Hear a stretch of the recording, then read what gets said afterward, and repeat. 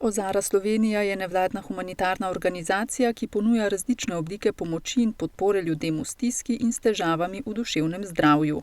Njihova enota deluje tudi v Brežicah s pisarno za informiranje in svetovanje ter z dnevnim centrom. Današnji dan obeležujemo kot svetovni dan duševnega zdravja in to je vedno priložnost, da nekako opredelimo naše delo in aktivnosti skozi tekoče leto, ter da opozorimo na problematiko, s katero se srečujemo. V brežiški enoti so dan odprtih vrat poimenovali Kolesarimo za duševno zdravje. Pred 2 mesecema so se namreč priključili akciji Prekolesarimo svet, s katero so obeležili svetovni dan samomora in ki se je v teh dneh zaključila. Danes je tudi priložnost, da svečano objavim, da smo v teh 2 mesecih na Ozari prekolesarili 744 kilometrov, kar je za nas zelo velik uspeh. Sleherna duševna motnja namreč vedno okrni voljo in je za njihove člane vsakršna aktivnost, ki vključuje telesno gibanje, precejšnji izziv.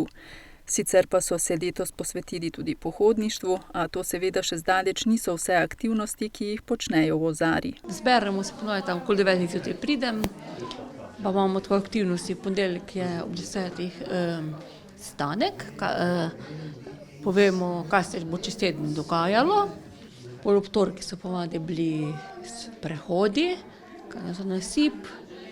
V sredo imamo milita skupina, pol imamo v četrtek je skupina za samopomoč, spravljanje. Poleti imamo bazen, na razstave hodimo, predavanja imamo. Počnemo različne stvari, jaz prihajam tle že zjutraj ob 7, ko se odpre in skuham kavico in se podružimo, potem pa razni dogodki, ob sredi skupine, ob četrtki skupine, skupina za samopomoč, pomagamo en drugemu. Ja, pridem, pa se malo razveselimo, malo se pomenimo, pa tako, pa okolje, pa kamkoli bomo šli, pa vse tisto, ne. Hodim na 2 Ozare, v Sevnici in tukaj. In tukaj jaz njihov komercialist, prodajam njihove stvari okrog.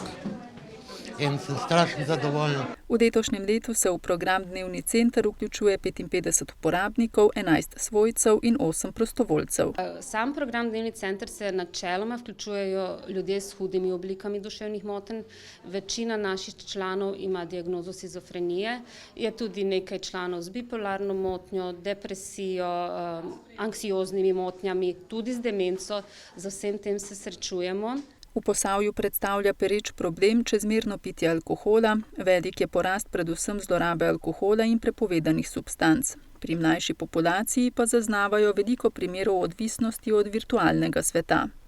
Stigma, povezana z duševnimi motnjami, je manjša, poudarja Ferkova, a še vedno precej prisotna. Predvsem se srečujemo s težavami pri recimo vključevanju v kakšna delovna okolja, te imajo naši člani kar velike težave.